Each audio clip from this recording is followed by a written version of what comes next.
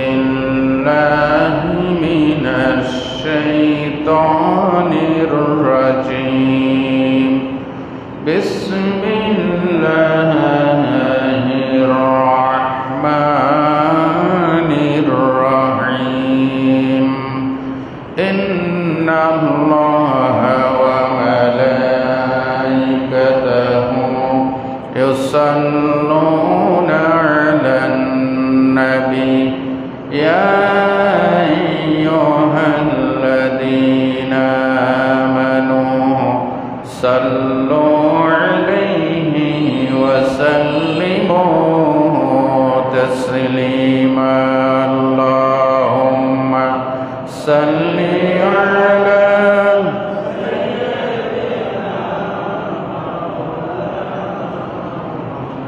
وعلى آل سيدنا اللهم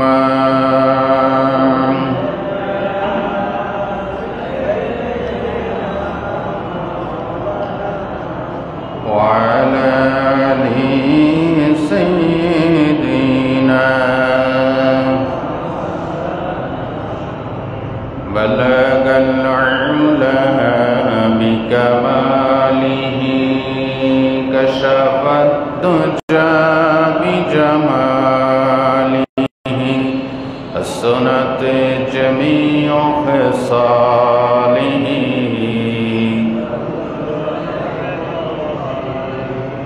قدم بمصطفى کی میرا مزار ہوتا او خاک پاک ہوتی میں خاک سر ہوتا بلغ العلا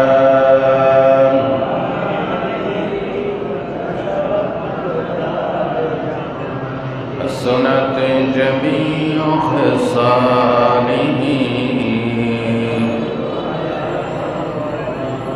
قدموں میں تیری گرتا گلیوں میں تیری پھرتا گاہے زارے زارے روتا گاہے بے قرار ہوتا بلغ العلا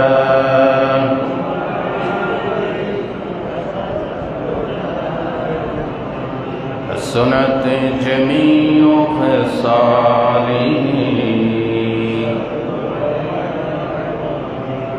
غفار بخشے دیتا اگر اشارہ کرتے میرا جہاز عرصیہ طوفان سے پار ہوتا بلغ العلا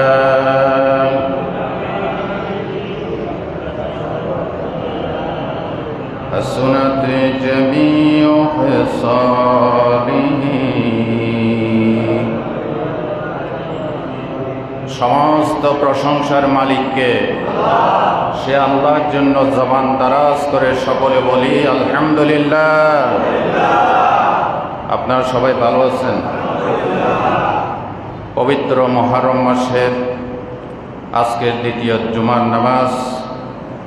আজকে হচ্ছে পবিত্র মুহররম মাসের ৮ তারিখ, সামনে ১০ তারিখ হচ্ছে পবিত্র আশুরা ইনশাআল্লাহ। আশুরা বলা হয় পবিত্র মুহররম মাসের ১০ম তারিখকে, ৩০ দিনের ১/১০ এটাকে বলা হয় আশুরা। আশরন শব্দ থেকে আশুরা শব্দের উৎপত্তি। আশরন মানে 10, আশুরা মানে ১/১০। পবিত্র মুহররম মাসের এই আশুরার এই পবিত্র দিনের ঐতিহাসিক দৃষ্টিকোণ থেকে কোরআন সুন্নাহ দলিল আদিল্লার ভিত্তিতে বিশাল গুরুত্ব এবং তাৎপর্য রয়েছে। এই আশুরা এমন একটা দিন, পৃথিবীতে সবচাইতে বড় বড় ঘটনা, দুর্ঘটনা ইত্যাদির ফলাফল রেজাল্ট দান করেছে আল্লাহ আশুরার 10 তারিখ, যেরকম সুবহানাল্লাহ। আশুরার দিন হচ্ছে সত্য মিথ্যার পার্থক্যের ফয়সালা দান,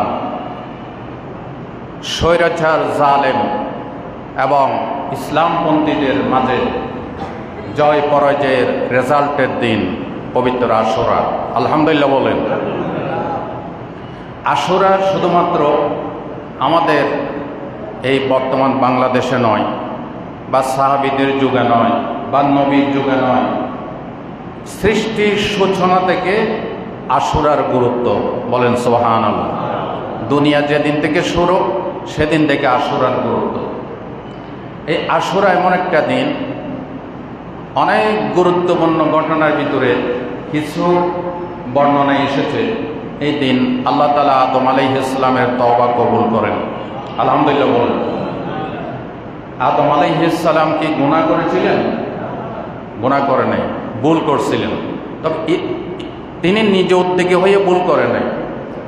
হাওয়া আলাইহিস সালাম নিষিদ্ধ গাছের ফল এনে দিয়েছেন, স্ত্রীর জোরাজোরিতে তিনি সে ফল খেয়েছেন। খাওয়ার পর আবার রক্ত বমি করেছেন, গলা থেকে ফেলে দেওয়ার চেষ্টা করেছেন। সুবহানাল্লাহ বলতে করেন। আল্লাহ তাআলা জিজ্ঞাসা করলেন, আদম তুমি কেন খাইলে? বলে, আল্লাহ আমি তো ভুল আমি করি নাই, আমার স্ত্রী করছে। আল্লাহ তখন জিজ্ঞাসা করলেন, আদম হাওয়া তোমার কি? বলে, আমার স্ত্রী। আবারও জিজ্ঞাসা করলেন, হাওয়া তোমার কি? বলে, আমার স্ত্রী। আবারও জিজ্ঞাসা করলেন, হাওয়া তোমার কি? আমার স্ত্রী। আদম আলাইহিস সালাম বললেন, আল্লাহ একই কথা বারবার জিজ্ঞাসা করেন কেন? বলে, তুমি 3 বার স্বীকারোক্তি দিয়েছ হাওয়া তোমার স্ত্রী, তুমি ভুল করো নাই। স্ত্রীর ভুলের দায় তোমাকে বহন করতে হবে, কারণ তোমার স্ত্রী। আমি কথাকে টেনে আরেক লাইনে আনছি আপনাদেরকে শেখানোর জন্য। আলহামদুলিল্লাহ বলেন। এক কথার ভিতরে কত হাজার কথা লুকাই থাকে, এগুলির তাফসীর না কাটলে বুঝবেন না। আল্লাহ বলেন, তোমার স্ত্রী ভুল করছে, তোমাকে দায়ভার বহন করতে হবে। এর থেকে শিক্ষা, আপনার স্ত্রী যদি আপনি শাসন না করেন, ভুল করে, আপনি ভুল না করলে স্ত্রীর এই পাপের দায় আপনাকেও বহন করতে হবে, ঠিক কিনা? কারণ স্ত্রী আপনার অধীন, স্ত্রী আপনার অধীন। আর রিজালু কাওয়ামুনা আলান নিসা, আল্লাহ বলছেন নারীর উপর পুরুষ কর্তৃত্বশীল। নারীর উপর পুরুষ কি? কর্তৃত্বশীল। আল্লাহ রাব্বুল আলামিন এই পবিত্র আশুরার 10ম তারিখ আমাদের আদি পিতা আবুল বশর আদম আলাইহিস সালামের তওবা কবুল করেন। হযরতে ইয়াকুব আলাইহিস সালাম থেকে যখন ইউসুফ আলাইহিস সালাম হারিয়ে গেলেন, কাঁদতে কাঁদতে 2 চোখ অন্ধ হয়ে গিয়েছে। মুহররমের 10ম তারিখ হযরতে ইউসুফকে ইয়াকুব আলাইহিস সালাম ফিরে পান। হযরতে নূহ আলাইহিস সালাম বন্যার ভিতরে তিনি ঈমানদারদেরকে নিয়ে কিস্তিতে তিনি আরোহিত ছিলেন, পানির উপরে ভাসতেছিলেন। আল্লাহ তাআলা মুহররমের 10 তারিখ এই বন্যার সমাপ্তি ঘটিয়েছেন। মুহররমের 10 তারিখ জুতি পাহাড়ে হযরতে নূহ আলাইহিস সালাম দেখলেন বন্যা থেমে গেল। তিনি 2 রাকাত শুকরিয়ার নামাজ আদায় করলেন। এভাবে করে সমস্ত ঐতিহাসিক ঘটনার রেজাল্ট আল্লাহ তাআলা 10ম তারিখ দান করেছে। এত বড় গুরুত্বপূর্ণ দিন। তবে সহিহ হাদিস থেকে একটি ঘটনাকে বারবার ফুটিয়ে তোলা হয়েছে, যেটা বারবার আপনাদেরকে শোনাইছি। সেটা হচ্ছে মূসা এবং ফেরাউনের ঘটনা। জোরে বলেন সুবহানাল্লাহ।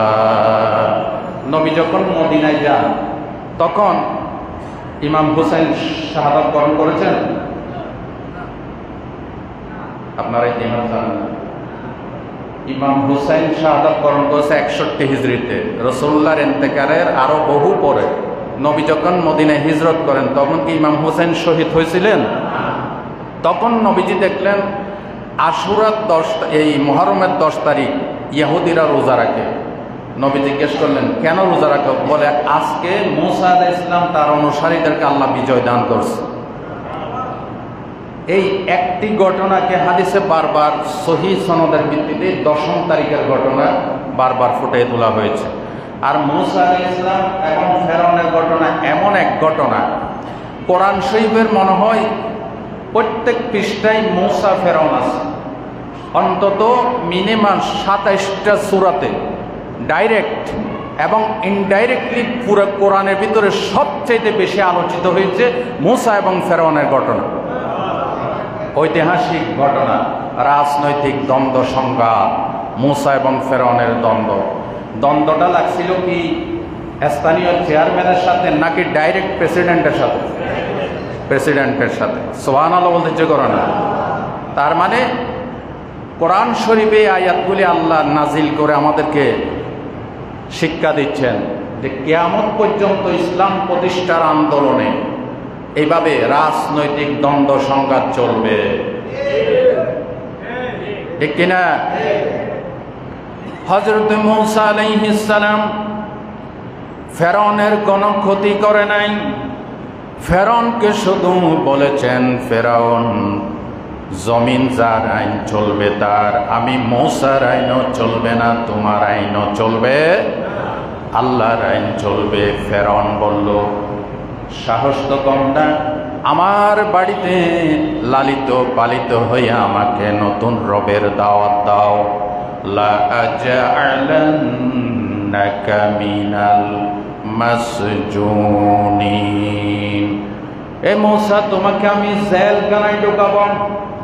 মূসা আলাইহিস সালাম বলে, তুমি কাকে জেলের বউ দেখাও, আমি মূসা তোমার জেলের পরোয়া করি না। আল্লাহু আকবার। শেষ পর্যন্ত ফেরাউন মূসা আলাইহিস সালামকে হত্যা করার জন্য লোক লস্কর নিয়ে, সৈন্যবাহিনী নিয়ে পিছনে দাওয়া করলেন। গভীর রাত মূসা আলাইহিস সালাম তার অনুসারীদেরকে নিয়ে বাহরুল আহমার, রেড সি, লোহিত সাগরের পারে যখন আসলেন, 3 দিক থেকে ঘেরাও করে ফেলেছে, সামনে নদী, যাওয়ার আর কোনো পথ নাই। তখন মূসা আলাইহিস সালামের অনুসারীরা ভয় পেয়ে গিয়েছিলেন। বলেন আল্লাহু আকবার। তারা বলেছেন, وقال أصحاب موسى إنا لمدركون। রে মূসা, ইন্না লামুদরাকুন, আমরা তো ধরা পড়ে গেলাম, উপায় তো নাই। দেখছেন, সব নবীদের ঈমান একরকম। আল্লাহু আকবার বলেন। গত জুমায় শুনছিলেন আবু বকর সিদ্দিক যখন বললেন ধরা পড়ছি, নবী কি বলছেন? ইন্নাল্লাহা মা'না, আল্লাহ আমাদের সাথে আছেন। মূসা আলাইহিস সালামের অনুসারীরা যখন বললেন ইন্না লামুদরাকুন, আমরা তো ধরা পড়ছি, মূসা আলাইহিস সালাম বললেন, ক্বালা কাল্লা ইন্না রাব্বি মাইয়া, ইন্না মাইয়া রাব্বি সায়াহদিন। আল্লাহু আকবার। সূরাতুশ শুআরার 61 নম্বর আয়াত থেকে মূসা আলাইহিস সালাম বললেন, কাল্লা, কখনো নয়, ইন্না মাইয়া রব্বি, নিশ্চয় আমার রব আমাদের সাথে আছেন, সায়াহদিন, অচিরেই তিনি রাস্তা বের করে দিবে। কত বড় কথা চিন্তা করছেন? ঈমান তো বাড়ার কথা। 3 দিক থেকে শত্রু ঘেরাও করছে, একদিকে লোহিত সাগর, যাওয়ার পথ নাই। আমাদের মতো লোক হইলে কইতো, বাই সারেন্ডার, মাফ করে দাও, ঠিক কিনা? মূসা আলাইহিস সালাম বললেন, কাল্লা, কখনো নয়, ইন্না মাইয়া রব্বি, নিশ্চয় আমাদের রব আমাদের সাথে আছে। বাচ্চা যখন হাঁটতে পারে, হামাগুড়ি দেয়, তখন হাঁটানি শেখানোর জন্য বাবা মা ছেড়ে দেয়, একবার পড়ে একবার উঠে, একবার পড়ে একবার উঠে। বাচ্চা যখন সাহস করে উঠে হাঁটার চেষ্টা করে, যখন উদ্বেগ নেই, মা বাবার খুশিতে আত্মহারা হয়ে সামনে এসে আগ বাড়িয়ে নেয়। আল্লাহ সাহস দেখতে চান, ইমান দেখতে চান। মুসা আলাইহিস সালামের ইমান কিরকম? তিনি বললেন, কাল্লা, কখনো নয়, ইন্না মাইয়া রব্বি সায়াহদিন, অচিরে আল্লাহ পথ বের করবে। পথ বের করছিলেন কিনা? আল্লাহ রাব্বুল আলামিন সাথে সাথে বললেন, ফাআউহিনা ইলা মুসা আনিদরিব বিআসাকাল বাহর ফানফালাকা ফাকানা কুল্লু ফিরকিন কাত্তাউদিল আযীম। কারবানি আল্লাহ তাআলা বলেন, মুসা, তুমি তোমার হাতের লাঠি দিয়ে সমুদ্রে আঘাত করো। সমুদ্রে আঘাত করলেন, একটা নয়, দুটা নয়, 12টা রাস্তা আল্লাহ বানিয়ে দিয়েছে। আল্লাহ তাআলা বলছেন, ফাকানা কুল্লু ফিরকিন কাত্তাউদিল আযীম, শুধুমাত্র রাস্তা বানাই নাই, এক একটা রাস্তা পাহাড়ের মতো করে পানিগুলি দাঁড়াইয়া গেল। কি মনে করলেন সে আল্লাহ আছেন কিনা? এগুলি কি গল্প শোনাচ্ছি? কোথায় আছে? সূরাতুশ শুআরা 61 নম্বর আয়াত থেকে। হযরতে মুসা আলাইহিস সালাম তার অনুসারীদেরকে নিয়ে লোহিত সাগরের ঠিক মাঝামাঝি যখন এসেছেন, ওইদিকে ফেরাউন তার দলবল নিয়ে লোহিত সাগরের পারে। রাস্তা দেখে ফেরাউন বলতেছে, দেখ আমার হুকুমে কি সুন্দর রয়াল রোড তোমাদের জন্য বানাই দিয়েছি। বলেন নাউজুবিল্লাহ। আল্লাহ বলেছেন, জাহিলের বাচ্চা, পা দিয়ে দেখ রাস্তা কি তোর হুকুমে হয়েছে নাকি আমি আল্লাহর হুকুমে হয়েছে। পা দিলে টের পাবি। কথা ঠিক কিনা? হযরতে মুসা আলাইহিস সালাম তার অনুসারীদেরকে নিয়ে ওই পারে চলে গিয়েছেন, আর এদিকে ফেরাউন তার লোক লস্কর নিয়ে পা দিয়ে যখন তিনি সমুদ্রে পাড়ি দেওয়া শুরু করছেন, আল্লাহ ইচ্ছা করলে প্রথম ধাপে রাস্তা বন্ধ করে দিতে পারতেন। যারা পাকা শিকারী, বড়শিতে যখন মাছ টান দেয় সাথে সাথে বড়শি ধরে টান দেয় না। কথা ঠিক কিনা? আরেকটু গেল, আরেকটু গেল, আরেকটু গলদগরণ কর, এরপরে টান দেব। আল্লাহ বলেছেন, রে ফেরাউন, বহু বছর পর্যন্ত তোকে সুযোগ দিয়েছি, আজকে আমি শিকারী, তুই হচ্ছিস আমার শিকার। আল্লাহু আকবার।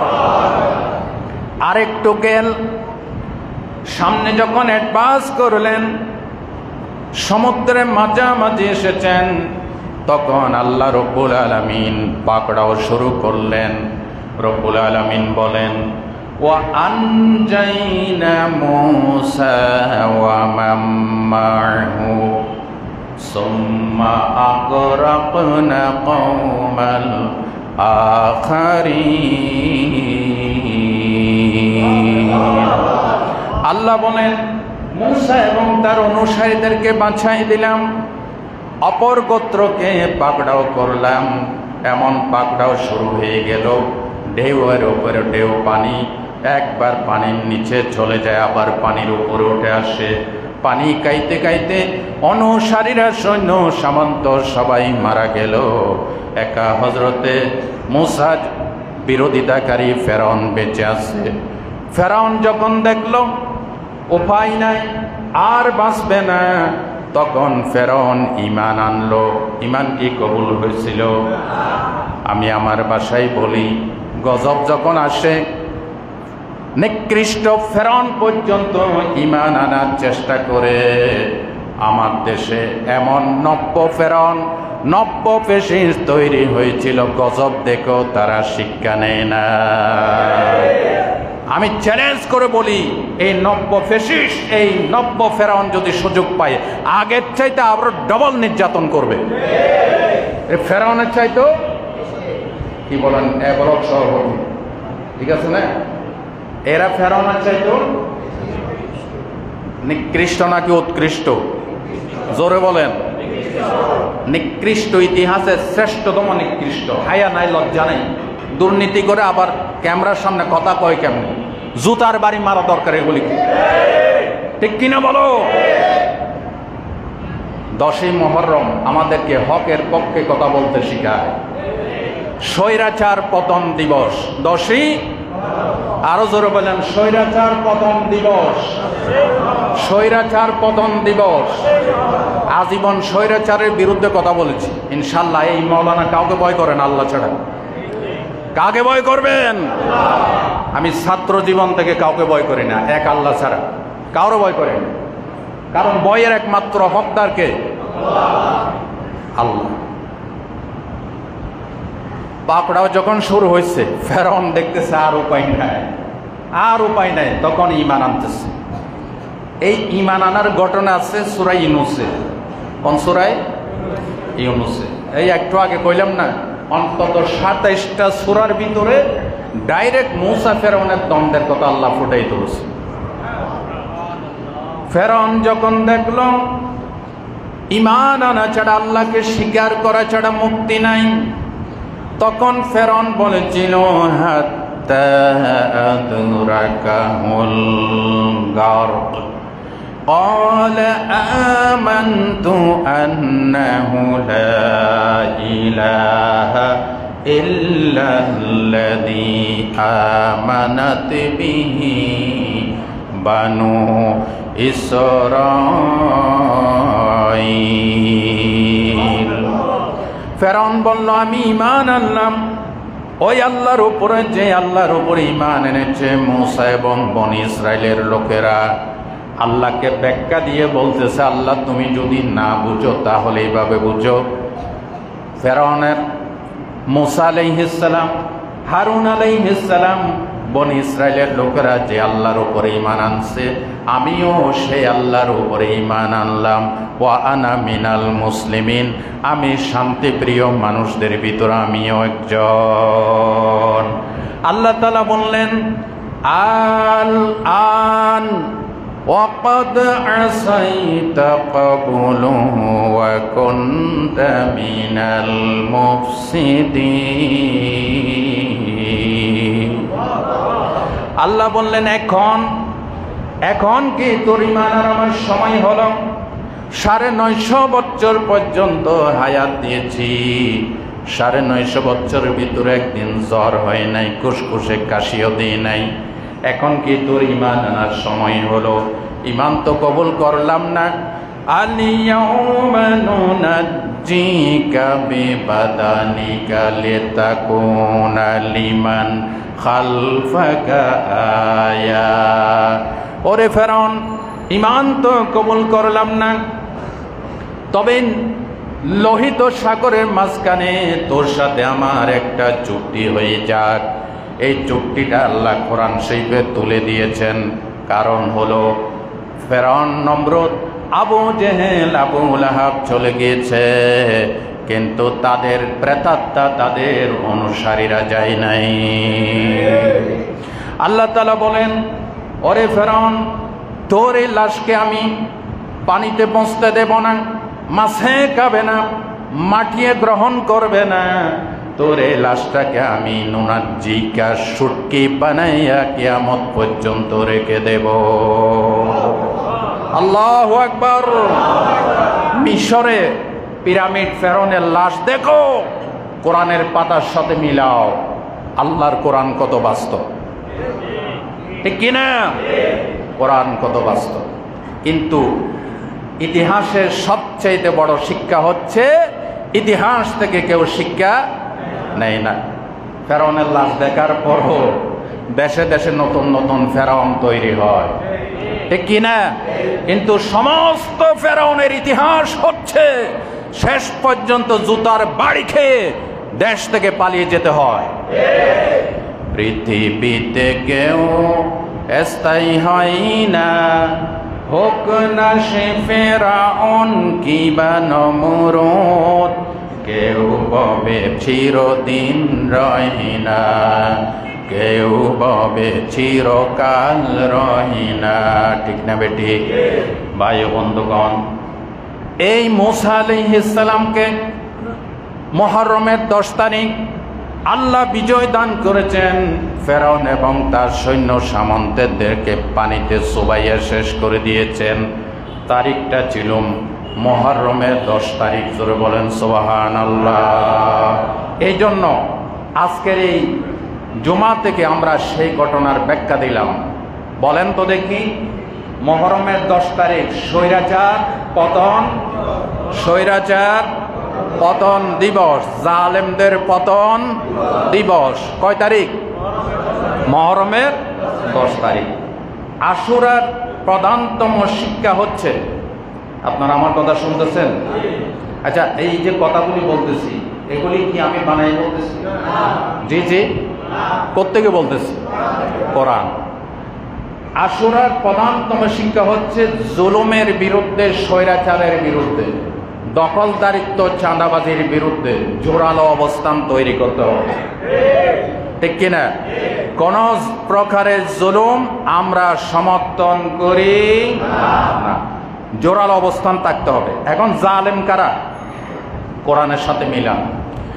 আল্লাহ রাব্বুল আলামিন বলেন, ওয়ামান লাম ইয়াহকুম বিমা আনজালাল্লাহ ফাউলাইকা হুমুজ জালিমুন। যারা কোরআন অনুযায়ী ফয়সালা করে না তারা সুস্পষ্ট, আরো জোরে বলেন, কে বলেছে? সূরা মাইদার 45 নম্বর আয়াত। জালেমের আরেকটা পরিচয় আল্লাহ দিচ্ছেন, ওয়ামান ইয়াতাআদ্দা হুদুদাল্লাহি ফাউলাইকা হুমুজ জালিমুন। যারা আল্লাহর সীমারেখা ক্রস করে বহু দূর চলে যায়। আল্লাহ সীমা দিয়েছেন মদ পান করো না, এরা মদের লাইসেন্স দেয়। আল্লাহ নিষেধ করেছেন দুর্নীতি করো না, এরা দুর্নীতি করে বাংলাদেশের টাকা নিয়ে বিদেশি ব্যাংকে জমা করে। সীমা যারা ক্রস করে আল্লাহ বলেন ফাউলাইকা হুমুজ জালিমুন। এরা কি? কে বলছেন? জোরে বলেন, এরা কি? জালেম। আল্লাহ যাকে জালেম বলছে আপনি তাকে জালেম বলতে এত কষ্ট কেন? তারা কি? আরো জোরে, জালেম। আল্লাহ আরেকটা পরিচয় দিয়েছেন সূরা হুদের 18 নম্বর আয়াত, আলা লা'নাতুল্লাহি আলাজ জালিমিন আল্লাযীনা ইয়াসুদ্দুনা আন সাবিলিল্লাহ ওয়া ইয়াবগুনাহা ইওয়াজা। আল্লাহ বলেন জালেমদের উপর আমার লানত। কার লানত?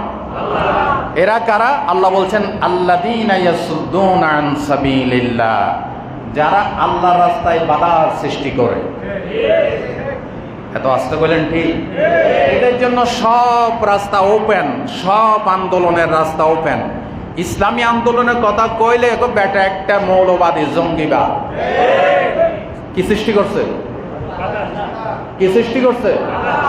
এরা কি? কে বলছে? শুধু বাধা সৃষ্টি করে না, আল্লাহ বলেছেন ওয়ায়াবগুনাহা ইওয়াজা, খুব তালাশ করে, সুতানাতা তালাশ করে ইসলামকে দমাইয়ে রাখার জন্য। আহা, আল্লাহর কোরআন যদি বুঝতাম শুধরাই যাইতাম। ও আল্লাহ, আমাদেরকে তোমার কোরআন বুঝার তৌফিক দাও। কোরআনের নূর দিয়ে আমাদের সিনাকে উদ্ভাসিত করে দাও। কোরআন সুন্নাহর আলো দিয়ে দেশকে আলোকিত করে দাও। কোরআন সুন্নাহর আলো, এটা বাদ দেন, বলবেন সংসদে যাওয়া। মুসা আলাইহিস সালামের দ্বন্দ্ব ডাইরেক্ট কোথায় হয়েছে? প্রেসিডেন্টের সাথে। ওই জায়গাটা ঠিক হইলে গোটা দেশ ঠিক, ঠিক কিনা? কোরআন সুন্নাহর আলো, আল কোরআনের আলো, মাশাআল্লাহ। এবার ইসলামের জয় হবে ইনশাআল্লাহ। ইসলামের জয় হবে। সাথী জাগা রহা है अज़ल से ताइम्रोज़ चिरागे मुस्तफ़ा भी से शरारे बुल हबीस। আল্লামা ইকবাল কবরটাকে জান্নাতের বাগান দেন। আপনারা তো মসজিদে বসে ওয়াজ শুনতেছেন, এখানে সিডিয়াবাসিক এলাকায় বসে এই যে সাপ্তাহিক ওয়াজটা শুনে আমাকে ধন্যবাদ পাঠায় কোত্থেকে জানেন? কাতার থেকে, দুবাই থেকে, সৌদি আরবিয়া থেকে, অস্ট্রেলিয়া থেকে, লন্ডন থেকে। আলহামদুলিল্লাহ বলতে ইচ্ছে করে না? আল্লামা ইকবাল বলেছেন, আবু জেহেল আবুল আহাবের অনুসারীরা কিয়ামত পর্যন্ত চেষ্টা করেছে মুস্তাফা সাল্লাল্লাহু আলাইহি ইসলামের চেরাগকে ফুঁ দিয়ে নিভাই দেওয়ার জন্য। আল্লাহর কসম, ইসলামের চেরাগকে যারা ফুঁ দিয়ে নিভাইতে এসেছে তাদের বংশ সূত্রে জ্বলে পড়ে সারকার হয়ে গেছে। ঠিক কিনা? বাংলাদেশে ইসলাম জয় না হোক, কিন্তু পৃথিবীর শেষ রেজাল্ট ইসলামের বিজয়। পৃথিবীর শেষ রেজাল্ট কি? ইসলামের বিজয়। আপনি ইসলামের পক্ষে থাকলেও ইসলামের বিজয় হবে, আপনি ইসলামের বিরোধিতা করলেও ইসলামের বিজয় হবে। তো লস দিবেন কেন? ইসলামের পক্ষে থাকেন, অন্তত কিয়ামতের দিন মুহাম্মদ রাসূলুল্লাহর সামনে মুখটা দেখাইতে পারবেন যে হে রাসূল, আমি ইসলামের পক্ষে ছিলাম, সুতরাং শেয়ার হোল্ডার হিসেবে আমিও আপনার সাথে জান্নাতে প্রবেশ করব। সুতরাং বিরোধিতা দরকার নাকি পক্ষে থাকা দরকার? আপনার সবাই পক্ষে তো? আলহামদুলিল্লাহ। আমি 22 বছর এই মাঠ তৈরি করছি, আমি সফল হয়েছি। আলহামদুলিল্লাহ বলেন। কি আমার কথাগুলি কি বুঝতে কষ্ট হয়? আলহামদুলিল্লাহ। প্রিয় ভাইরা, তাহলে বলেন 10ই মুহররম স্বৈরাচার পতন দিবস। সহজে বুঝাই দিলাম। 10ই মুহররম আল্লাহ জালেমদের উৎখাত করছে। আল্লাহ তাআলা বলেছেন, জালেম তারা যারা দ্বীনের রাস্তায় বাধা সৃষ্টি করে, জালেম তারা যারা দ্বীন ইসলামের ভিতর খুঁত তালাশ করে। দেখবেন নায়িকা গায়িকার পিছনে কোনো সমালোচনা নাই, মসজিদের ইমাম, মসজিদের খতিব, বেতনের ঠিক নাই, খানার ঠিক নাই, তার পিছনে খুঁত তালাশ করি হুজুরকে, আলেম ওলামাকে, ইসলামকে কোন দিকে কোন মায়ের পেছে তাকে বিপদে ফেলানো যায়। এটা ফেরাউনের অনুসারী। কার অনুসারী? ডাক্তারের কাছে গেলে উনি কি ওষুধ দেয়? একটা প্রেসক্রিপশন লিখে দেয়। আমি নিজেও চোখের ডাক্তার দেখেছি ঢাকাতে, 1,500 টাকা ভিজিট। কত? 1,500। আলেম ওলামা, মা বাবার জায়গা জমিন বিক্রি, এই পয়সা দিয়ে এক একটা কিতাবের দাম 3,000 টাকা, 5,000 টাকা, এত বড় বড় কিতাব ফতোয়ার জন্য আসে।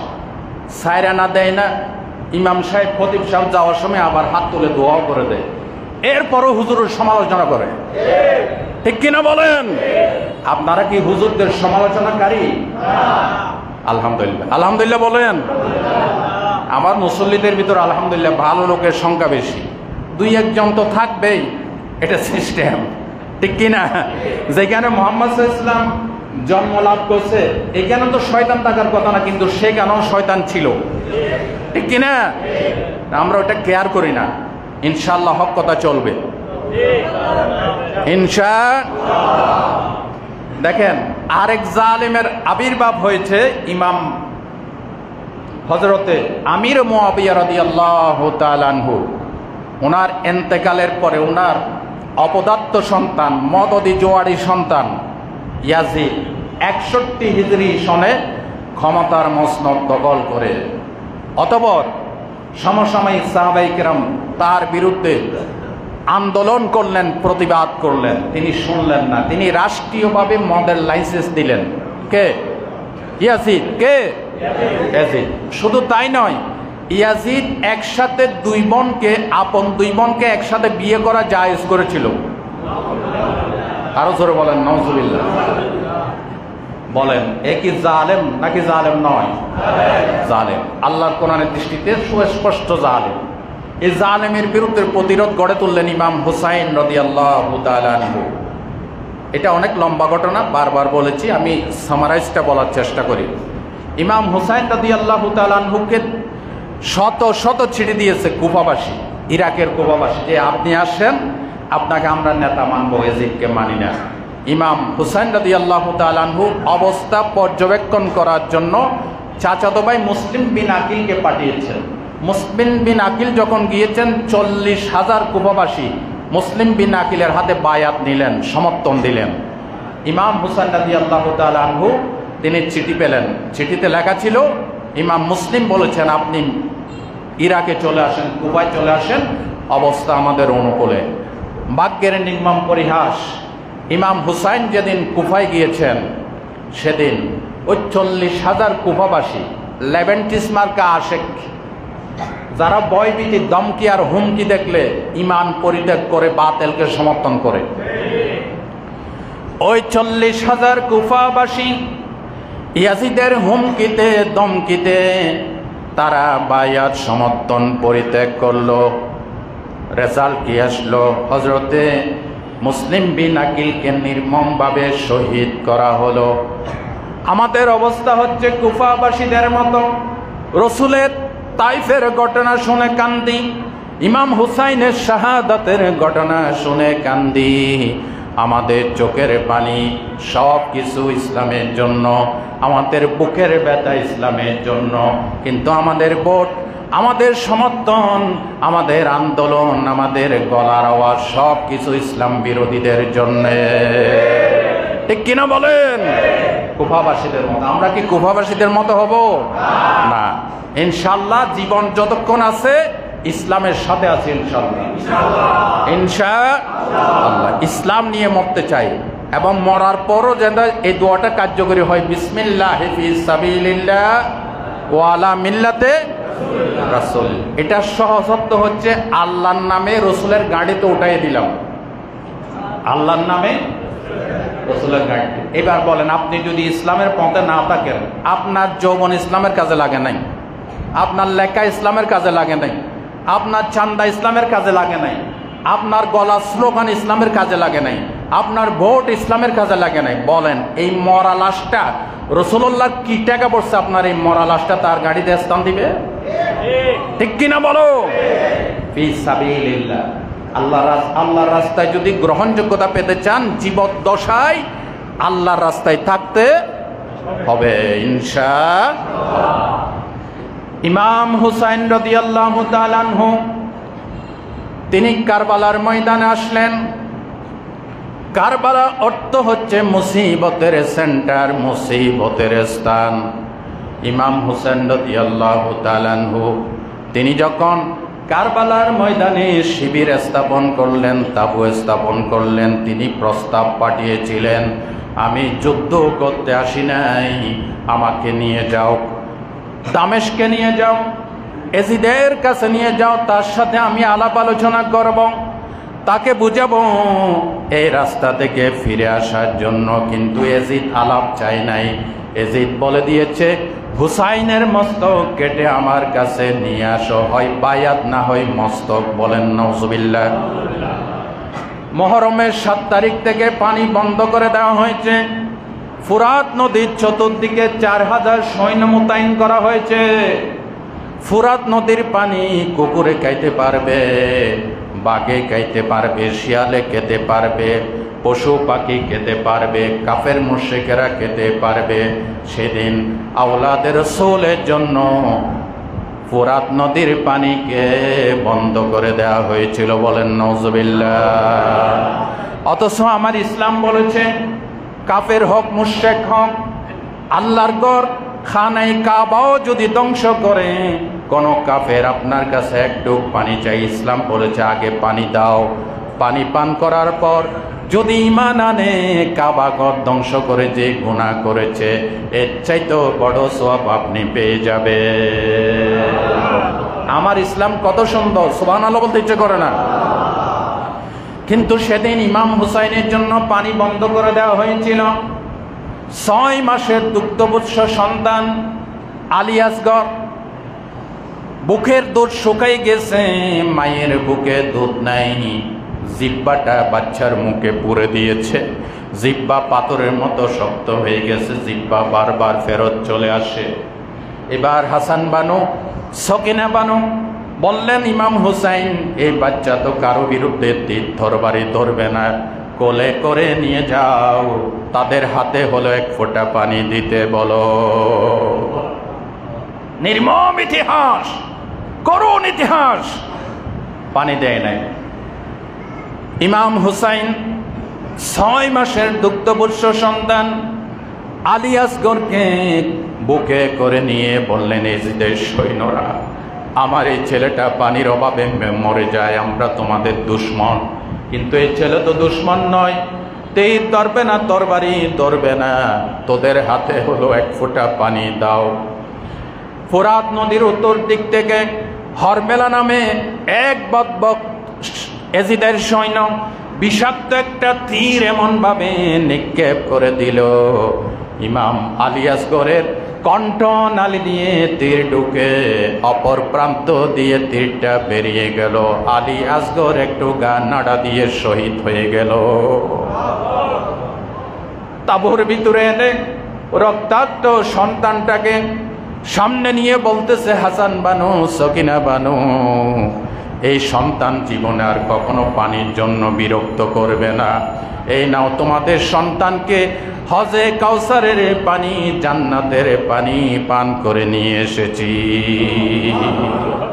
মুহররমের 10 তারিখ 9 মুহররম দিনগত রাত তাঁবুর ভিতরে ইমাম হুসাইন বললেন, তোমরা আজকে রাত্রে মদিনার পথ ধরে মদিনায় চলে যাও। এরা আমার রক্ত চাই, আমার রক্ত পান না করে তারা ঠান্ডা হবে না, তোমরা নিরাপদে মদিনায় চলে যাও। পরিবারের লোকেরা বলল, ইমাম হুসাইন এই নাজুক পরিস্থিতিতে মৃত্যুর মুখে ঠেলে দিয়ে যদি আমরা মদিনায় চলে যাই, আল্লাহ রসুলের সামনে আমরা মুখ দেখাতে পারবো না। এবার শুরু হলো শহীদ হওয়ার পালা।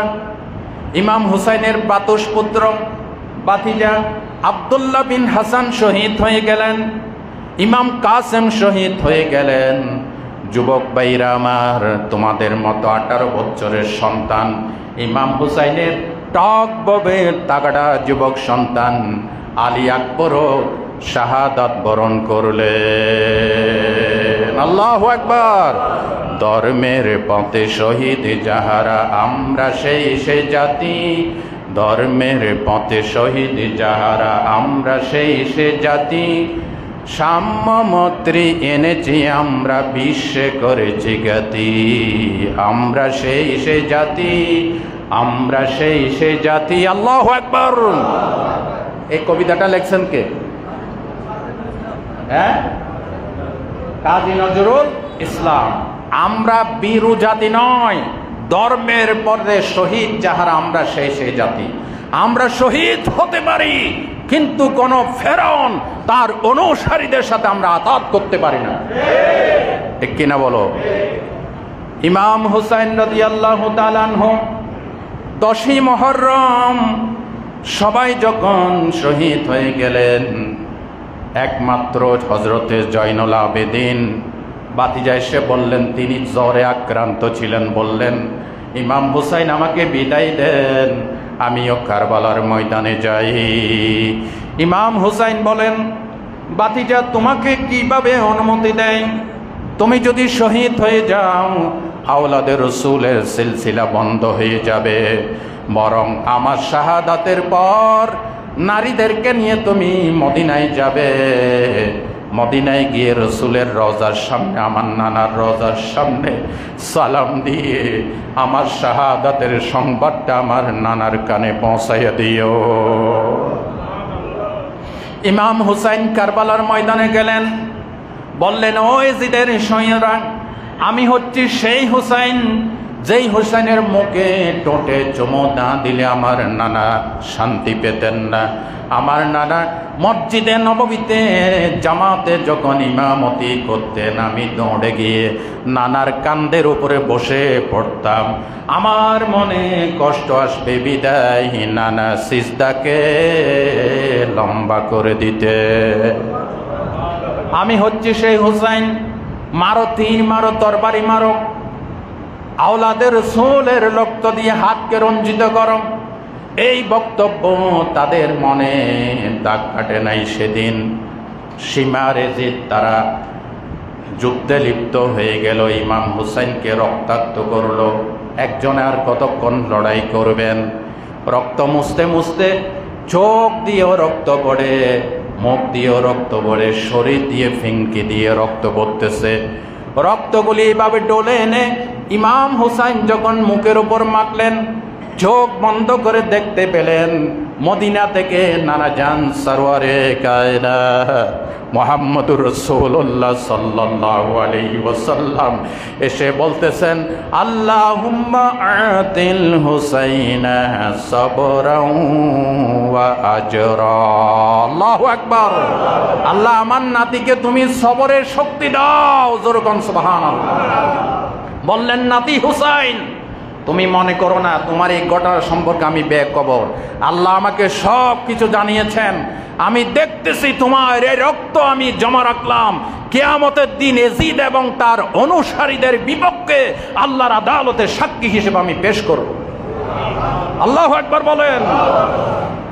ইমাম হুসাইন মাটিতে লুটে পড়লেন। বুকের উপর এক লোক এসে চেপে বসলো। ইমাম হুসাইন বললেন, তোমার নাম কি? বলে, আমার নাম সীমার। বলে, ঠিক আছে, তুমি যদি সীমার হও, আমার নানা জান বলেছেন সীমার নামে এক বদবখ্ত তোমার শিরচ্ছেদ করবে। আরেকটা প্রশ্নের জবাব দেন। দেখেন, ইসলাম আগেই বলেছি, ইসলাম কম্প্রোমাইজের ধর্ম নয়। ইসলাম কারোর সাথে আতাত করার ধর্ম নয়। এই শাহাদাতের কবর রাসূলুল্লাহ জিন্দা থাকতে রাসূলকে আল্লাহ জানাইছেন, ঠিক কিনা? জানাইছে। রাসূলুল্লাহ কোন হাদিসে আসে না একদিনের জন্য হাত তুলে দোয়া করছে, আল্লাহ আমার কলিজার টুকরার নাতিকে তুমি শাহাদাত থেকে ফিরাও। দোয়া করছে? বরং দোয়া করছে, আল্লাহুম্মা আতিল হুসাইনা সাবরা ওয়া আজরা। আল্লাহ আমার নাতি হুসাইনকে এই শাহাদাতের উত্তপ্ত ময়দানে সবরের শক্তি দিয়ে তুমি ধন্য করো। জোরে কোন সুবহানাল্লাহ। এই জন্য ইসলাম হকের পক্ষে কথা বলে, ইসলাম বিজয়ের কথা বলে, ইসলাম নারী পুরুষ মেহনতি জনতার পক্ষে কথা বলে, ঠিক কিনা বলেন? ইমাম হুসাইন বললেন, তোমার নাম যদি সীমার হয়, আমার নানা জান বলেছে এক বদবখ্ত সীমার নামে আমার শিরচ্ছেদ করবে। ঠিক আছে, আমি তোমাকে একটা প্রশ্ন করি, এখন সময় কয়টা হয়েছে? বলে, এখন সূর্য ঢলে পড়েছে। সূর্য যদি ঢলে পড়ে তাহলে আমার বুক থেকে উঠে বসো।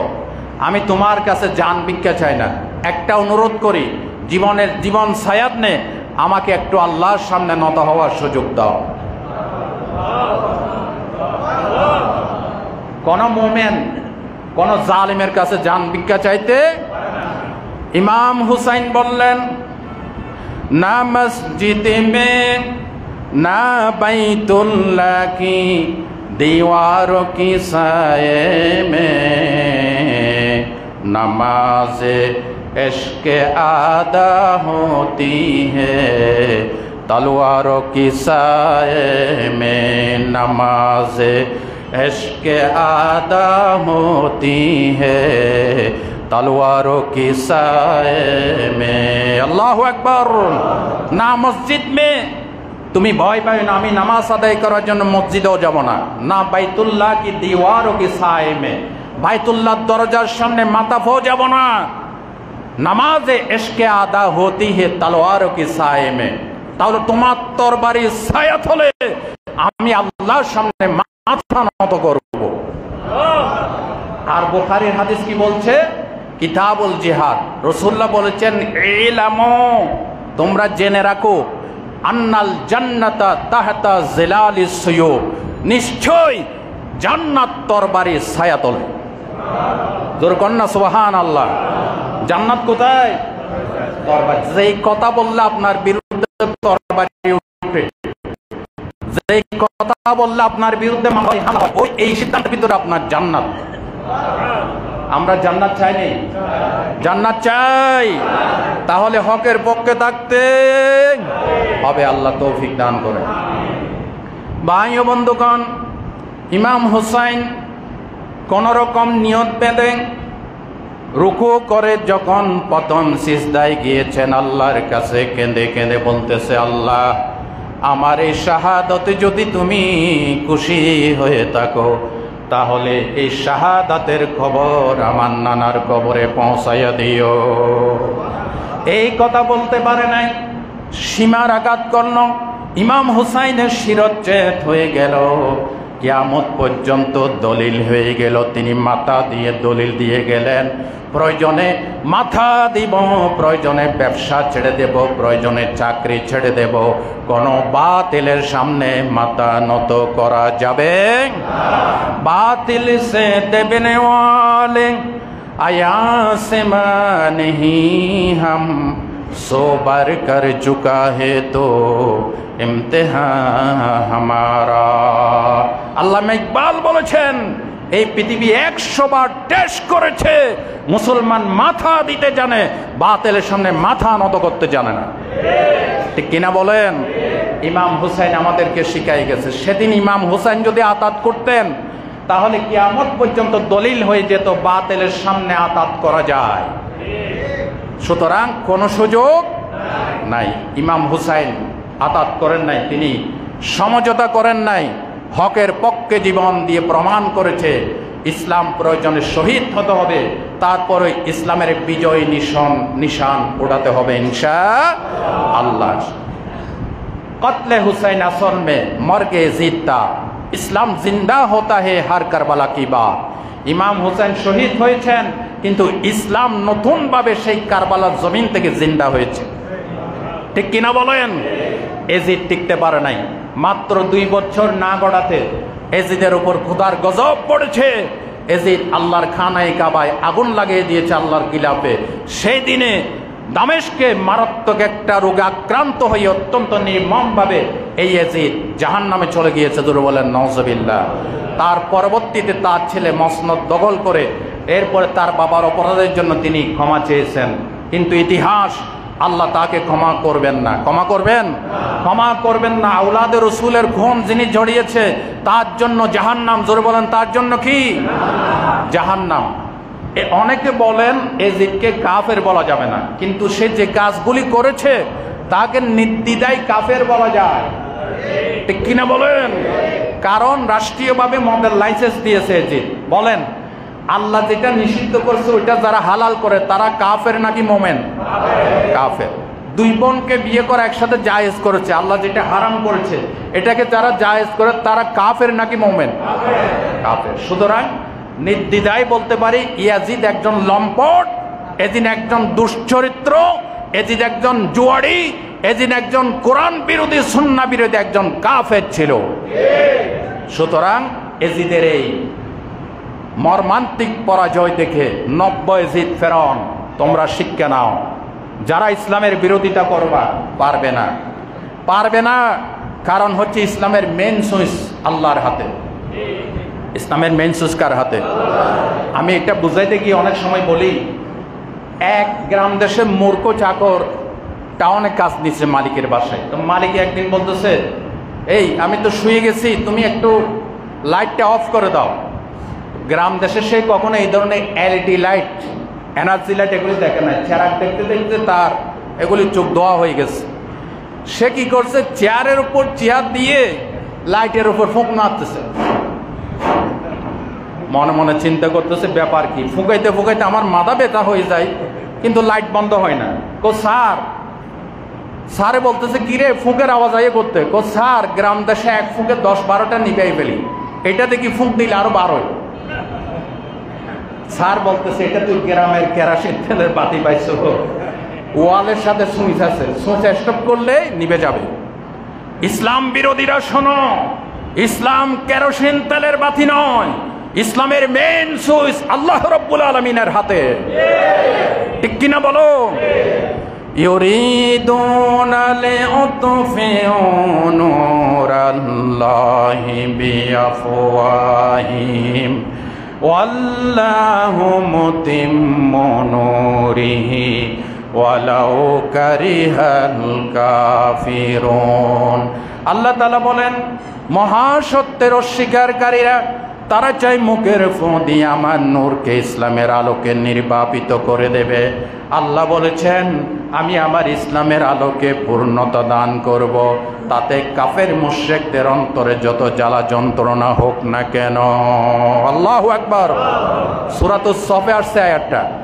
আবার সূরাতুল আল ইমরান, সূরাতুন নিসা, সূরা মাইদা এগুলি পড়বেন। এইসব সূরার ভিতরেও আল্লাহ এই কথাটা বলছে।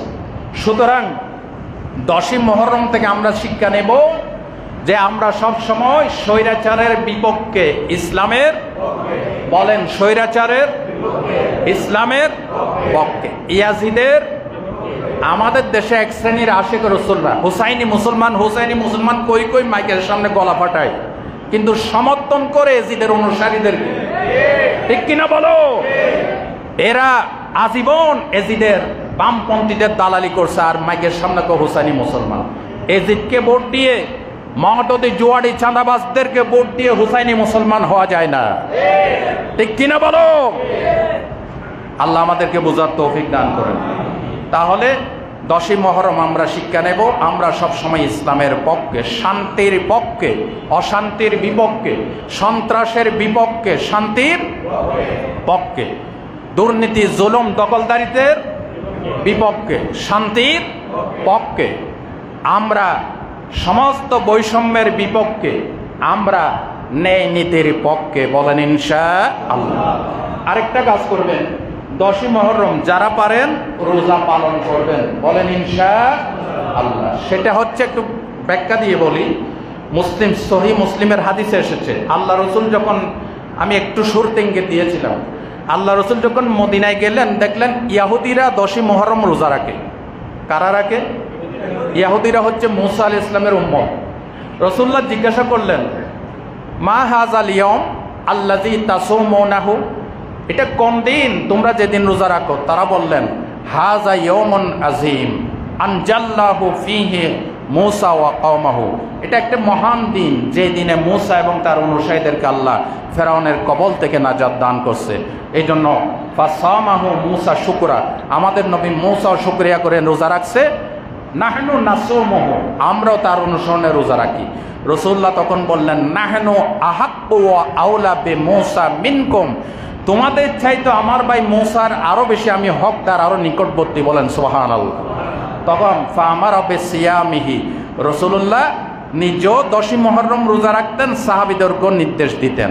যেই মাত্র রমজানের রোজা ফরজ হয়ে গেল, কথা শুনতেছেন?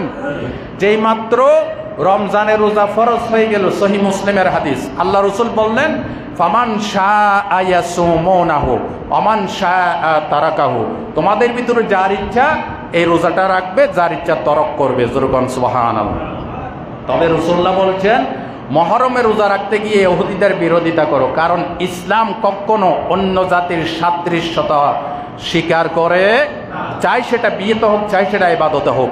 রাসূলুল্লাহ বলেছেন, লা ইন বাকিতু ইলা কাবিলিন লা আসুমান্না তাসিআ ইনশাআল্লাহ, রাওয়াহু মুসলিম। রাসূলুল্লাহ বলেছেন, আগামী বছর যদি আমি বেঁচে থাকি, ইনশাআল্লাহ আমি মুহররমের 9ম তারিখও রোজা রাখবো, জোরগণ সুবহানাল্লাহ। তার মানে 9ম তারিখ, 10ম তারিখ, অথবা 10ম তারিখ, 11তম তারিখ, কয়দিন রাখবেন? 2 দিন। কিন্তু হাদিসের ব্যাখ্যায় লেখা হয়েছে পরবর্তী বছর রাসূলুল্লাহ ইন্তেকাল করেছেন, তিনি আর ওই 2টা রোজা রাখার সুযোগ পান নাই। তাহলে রাসূলুল্লাহ যদি জিন্দা থাকতেন উনি 2টি রাখতেন। আপনারা যারা 10ই মুহররমে রোজা রাখবেন, হয় 9ম তারিখ না হয় 10ম তারিখ। আজকে হচ্ছে 8 তারিখ, যারা 2টা রাখবেন শনিবার রবিবার, অথবা রবিবার সোমবার রোজা রাখবেন। আল্লাহ আমাদেরকে তৌফিক দান করেন। তবে শরীয়তের মান হচ্ছে নফল, শরীয়তের এর মান কি? নফল। যারা সুন্নত পড়বেন সুন্নত পড়ে নেন।